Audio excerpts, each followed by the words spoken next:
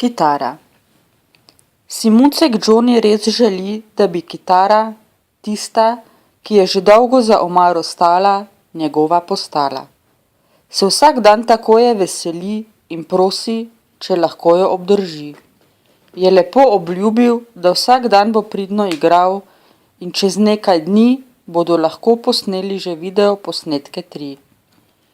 So rekli, da kitara je že stara in če ne bo pridno vadil, bo zopet staro mesto dobila in ponovno dolgo za omaro stala.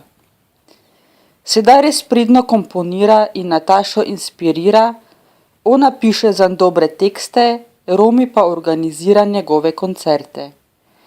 Če bo pridno vadil in obiskoval pouk, bo nekega dne dobil še Natašin klobuk. Če vadil bo doma zvečer, bo Romi postal njegov menedžer. Ko pa kitaro obvladal bo pošteno, ga bodo poslali na turnejo.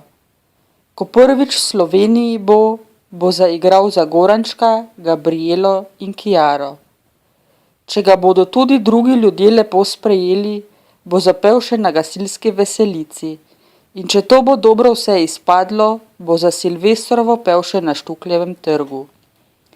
Potem pa takoj po polnoči bodo vsi Gerhijo in Bernardi odšli.